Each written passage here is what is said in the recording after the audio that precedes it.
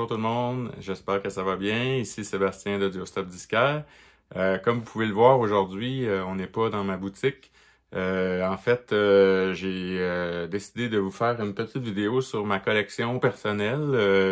Je suis pas très show-off de ma collection généralement, mais j'ai eu quelques questions en boutique et sur le web, donc à savoir comment je classais mes vinyles, qu'est-ce que j'avais dans ma collection et aussi avec quoi j'écoutais mes vinyles, donc quel était mon setup de système de son. Donc, je vais essayer de répondre à ces petites questions-là aujourd'hui. Je voulais juste peut-être vous dire auparavant que j'ai commencé à collectionner les vinyles plus sérieusement autour de 2017-2018. Moi, j'ai grandi dans les années 90, donc j'étais beaucoup plus CD à l'époque. Puis après ça, ben, le streaming est arrivé, donc j'ai comme un peu délaissé le format physique et tout ça. Mais j'ai toujours été amateur de musique et évidemment, quand que le vinyle a commencé à revenir en force, j'ai vraiment adoré. Donc, j'ai aussi un cercle d'amis qui collectionnent les vinyles. Donc, c'est comme ça que j'ai réembarqué progressivement. Comme vous voyez, ça a quand même frappé fort. J'ai une collection et une boutique maintenant. Donc, c'est ça. Fait que dans le fond, je voulais un peu vous expliquer mon background à ce niveau-là. Je suis collectionneur depuis, c'est ça, environ 6-7 ans. J'ai environ 2200 vinyles dans ma collection présentement. C'est sûr que c'est un roulement continu, là. Il y en a des fois que je revends à la boutique, je fais des achats, etc. Donc, ça roule continuellement. Donc, je vais vous faire un peu le tour de ma pièce. Moi, j'ai pas de pièce d'écoute là dans le moment parce que j'ai des enfants, donc tout ça, je manque un peu de place pour me faire un setup d'écoute avec mon stéréo au même endroit que mes vinyles, etc. Donc, présentement, j'ai mes vinyles dans une pièce à part et j'écoute mes vinyles dans mon salon. Donc, c'est pas très pratique là, souvent quand que je veux aller en chercher un, mais on fait ce qu'on peut. Donc, pour le moment, c'est ça. Puis plus tard, ça sera autre chose. Je vais vous faire un petit tour rapido, juste en vrac. Je vais sortir quelques vinyles là, de ma collection comme ça. Par la suite, je vais peut-être vous en montrer quelques-uns plus détaillés, là, des pièces plus rares que j'ai dans ma collection. Et je vais terminer avec mon setup de système de son. Donc, je vais tout vous montrer ça durant la vidéo. Donc, si on entre dans ma salle de vinyle, en fait, c'est une petite pièce. Là, vous pouvez voir, c'est pas tellement grand. Mais j'ai tout mis mes vinyles à l'intérieur. Moi, ce que j'ai fait, c'est que j'ai utilisé des Kallax de chez Ikea, pour pas les nommer. Et ce sont mes rangements de vinyle. Toute ma collection est classée par ordre alphabétique. Puis je me suis fait des petits séparateurs comme ça avec des languettes de bois auxquelles j'ai collé des lettres. Comme vous pouvez le voir, il y en a ici. Donc on commence ici, là, certains vinyles Audioslave, on a du AC/DC, un paquet de trucs. Par la suite, on s'en va dans les B, on a du Beatles, etc.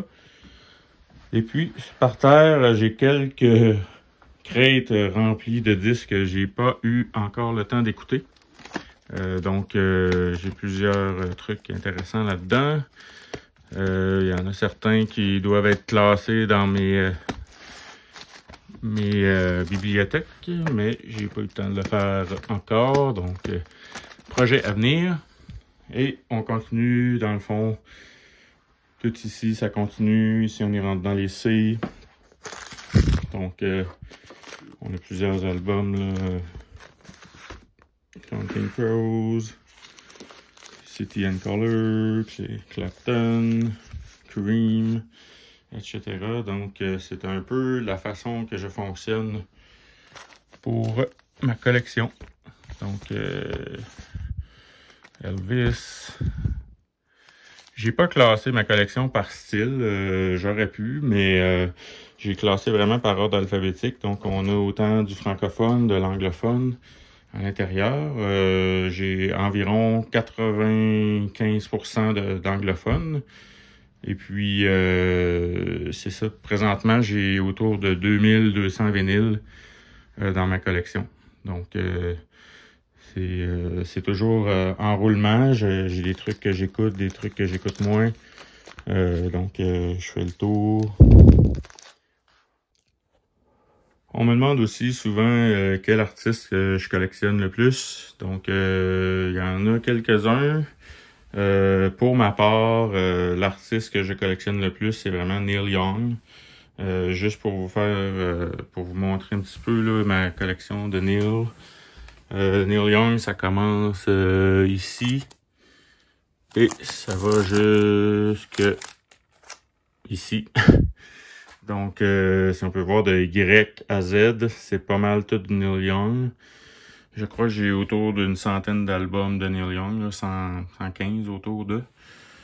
Donc, c'est tout répertorié ici. Donc, après ce bref tour de ma pièce vinyle, je vais vous montrer quelques pièces importantes de ma collection. J'en ai d'autres, mais on va y aller avec ceux-là.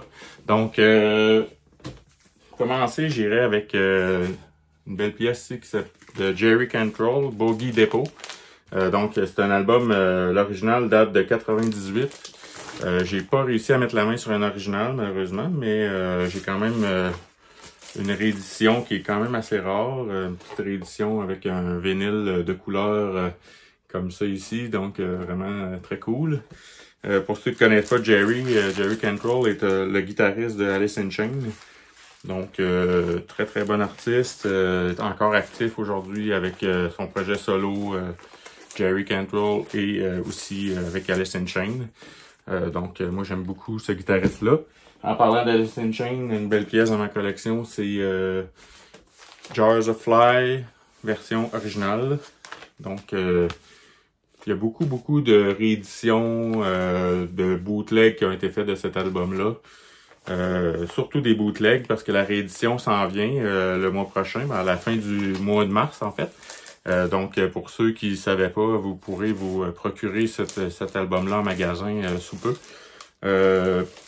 Pour savoir si c'est une version originale, le disque numéro 2 sur le côté 4 contient ce qu'on appelle un etching. Donc vous voyez ici, c'est marqué Alice in Chains. Très très cool. Donc, ça vous démontre que c'est bel et bien l'original. C'est une belle ajout dans ma collection. Je l'ai aussi en version bootleg, mais c'était avant d'avoir pu mettre la main sur cette pièce. Par la suite, un band que je trouve vraiment intéressant, que vous pourriez peut-être essayer de trouver, c'est Birth Control. Pas très difficile à trouver, mais vraiment un bon album. J'adore ça. C'est un peu jazz rock, krautrock. C'est vraiment super cool. Si je me trompe pas, c'est un band qui vient d'Allemagne. Donc, puis la pochette est vraiment ultra nice. Donc, j'adore cet album-là. Vraiment un bel album.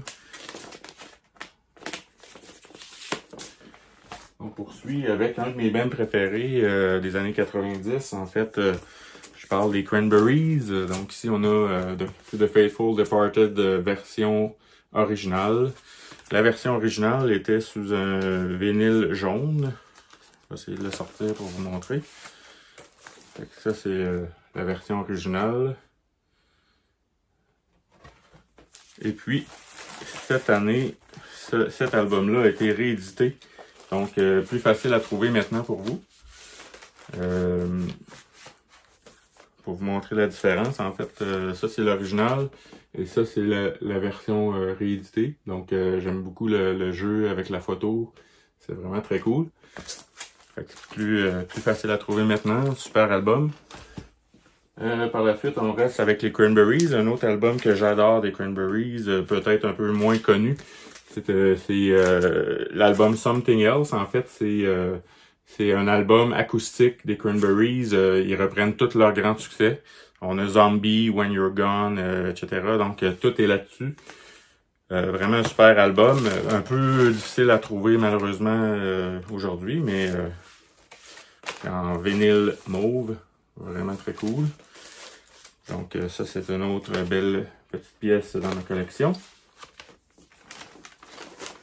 Par la suite, je passe à un de mes artistes canadiens préférés. Il s'agit de Matthew Good. Donc Matthew est un peu, selon moi, un artiste sous-estimé, mais vraiment super intéressant. Je suis un gros fan de Matthew Good. D'ailleurs, je m'en vais le revoir en spectacle pour à peu près la 8e fois au mois d'avril. Donc j'ai vraiment hâte. Puis Matthew Good a des albums qui n'ont pas été réédités, donc sont quand même plus rares maintenant. Celui-ci est particulièrement rare. Il s'agit de Vancouver. C'est un super album, donc c'est ça, il n'y a pas eu de réédition. C'est probablement pour ça qu'ils sont plus rares et plus chers aujourd'hui. Mais c'est un artiste à découvrir. Si vous ne connaissez pas Matthew Good, je vous le recommande fortement. Par la suite, une belle trouvaille ici. Il s'agit d'un Art Blakey, un album de jazz classique. Sous Blue Note. Celui-là, si ma mémoire est bonne, c'est un pressing de 1967. Donc, on est proche de la version originale. Je pense que la version originale, c'est 65, si je me trompe pas. Donc, sous Blue Note, excellent vinyle qui sonne très bien. C'est un beau VG. Il y a quelques airlines, comme on dit, mais rien de majeur. Donc, il sonne vraiment très bien. Très belle trouvaille. Par la suite, une belle pièce ici. Pour ceux qui ne connaissent pas, en fait, c'est un classique du jazz de Miles Davis, Kind of Blues, mais a été réédité en version UHQR. Pour ceux qui ne savent pas c'est quoi les UHQR, c'est des pressings de très très haute qualité. Le son est vraiment excellent. Quand on met ces vinyles-là, on a vraiment l'impression que le band est dans notre salon, là. C'est hallucinant et c'est produit par Analog Production et Quality Record Pressing. Donc, super coffret. On parle ici là, de coffret avec le vinyle est vraiment très bien protégé dans le coffret. On a plusieurs trucs explicatifs. Le vinyle aussi, c'est un 200 grammes si je me trompe pas. Clair, donc... Vraiment un vinyle de très haute qualité. Ça vaut la peine, c'est sûr, c'est pas donné. Mais ce sont des pressings vraiment exceptionnels. Donc pour les grosses pièces à avoir dans votre collection, ça peut être des bons achats. Et puis UHQR et Analog Production refont en ce moment plusieurs albums classiques, dont on a des albums de Jimi Hendrix, des albums de Steely Dan. Il y a beaucoup de pressings là, qui sont refaits en UHQR, donc ça vaut vraiment la peine d'aller jeter un œil là-dessus. Par la suite, un de mes bands préférés aussi. Ici, j'ai le coffret de Pulse, un album live de Pink Floyd. Donc, pour ceux qui connaissent Pink Floyd, cet album-là est vraiment excellent. C'est la période un peu plus David Gilmour, mais c'est un super album, très très beau coffret avec un livre et belle édition. Donc, par la suite, on tombe dans mon artiste fétiche. Donc, en fait, j'ai beaucoup d'albums de lui. C'est Neil Young. J'ai quelques raretés, là, dont ce coffret de Greendale. En fait, c'est l'original de, je pense que c'est 1999 ou 2000, là, dans ces eaux-là. Mais c'est vraiment... moi, c'est juste un album que j'aime beaucoup. Très peu connu de Neil Young, mais c'est très rare, cet album-là. Par la suite, un album que j'adore, Prairie Wind. En fait, cet album-là, Neil Young a fait une espèce d'ACV à un moment donné. Puis il a fait cet album-là à sa sortie de l'hôpital. Donc, c'est vraiment un album quand même important dans la discographie de Neil, selon moi. C'est tout en douceur, un mélange de country folk. C'est super, un très bon album. Malheureusement, assez rare à trouver aussi. Et aussi, le fameux Neil Young Unplugged. Donc, c'est un album live enregistré en 93 par la série MTV Unplugged, bien entendu, la même série dont le légendaire Nirvana, etc. Donc cet album-là était, je crois, si ma mémoire est bonne, n'était pas supposé sortir parce que Neil n'était pas entièrement satisfait, ou en tout cas il y a une histoire comme ça autour de cet album-là. Mais c'est quand même c'est très bon. Donc pour ceux qui voudraient découvrir plus Neil Young, je vous recommande Neil Young Unplugged, très bon album aussi. Donc voilà, ça fait le tour de quelques pièces de ma collection et je vais aller vous montrer un peu mon équipement électronique sur lequel j'écoute mes vinyles. Donc à tout de suite. Donc on se retrouve ici devant mes deux pièces principales pour l'écoute des vinyles. Donc c'est mon système de son. Moi j'affectionne particulièrement la marque Luxman. Autant pour le son, la qualité sonore, que pour le côté visuel des appareils. C'est des très beaux appareils. Vous allez voir, tantôt, je vais faire un petit tour, là, mais c'est des beaux appareils avec une finition de bois et d'aluminium brossé. Donc, j'adore ce look. Mais au niveau sonore, c'est vraiment superbe qualité, belle chaleur de son, beaucoup de réglages qu'on peut faire. Donc, c'est des très bons appareils selon moi, mais je suis pas audiophile à ce point, mais j'adore la qualité sonore qu'il me procure, donc ça me convient très bien. Celui-là, c'est un Luxman L80V. Donc cet appareil date de 1978.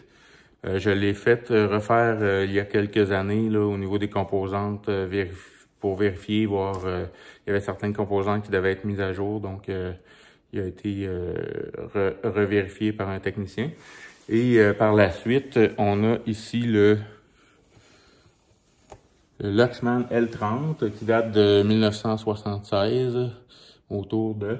Donc, j'ai commencé mes écoutes de vinyle avec ces appareils-là. Et je suis très satisfait, donc je garde mes appareils. J'ai aussi les combos tuner et amplificateurs, donc ça donne un très beau look au visuel. Et c'est la même chose pour le L80V. Donc voilà. Puis au niveau des tables tournantes, je vais essayer de vous montrer. Ici, c'est des tables tournantes Luxman aussi. Donc ici, j'ai la PD282. Donc ça, c'est ma table tournante principale que j'utilise quotidiennement. Et puis, par la suite, j'ai aussi cette table tournante-là, qui est la PD264 de Luxman. Toujours dans les mêmes années, autour de. Donc celle-là, elle a un bras droit. Donc, et j'utilise le tout. J'ai un petit appareil ici pour changer d'un ampli à l'autre, sur lequel j'ai plugué tous mes haut-parleurs. En fait, mes deux haut-parleurs, mais tout mon branchement est là. Donc, ça me permet d'utiliser l'un ou l'autre des composantes sans toutefois tout débrancher. Et j'utilise des petits Choral CX7. Très bons haut-parleurs de la même époque, japonais aussi. Donc, regardez ce que ça donne au look. Donc, voilà ce qui fait le tour de ma pièce vinyle, de ma collection et aussi de mon système audio pour l'écoute. Donc, j'espère que vous avez apprécié. Si jamais vous avez des questions, écrivez-moi au bas dans les commentaires. Je vais y répondre sans problème. Et puis, je vous souhaite une bonne écoute. Ayez du plaisir à collectionner. Et puis, si vous avez aimé la vidéo, n'hésitez pas à liker, partager la chaîne avec vos amis. Je vais essayer de faire un paquet d'autres vidéos à venir. Et puis aussi, allez voir la page Facebook d'AudioStop. Sur Facebook, vous allez retrouver toutes les informations concernant notre boutique, nos heures d'ouverture, l'adresse, etc. Donc, venez nous voir en boutique, jaser avec nous. Et puis, ça va être un plaisir de vous rencontrer. Bonne écoute!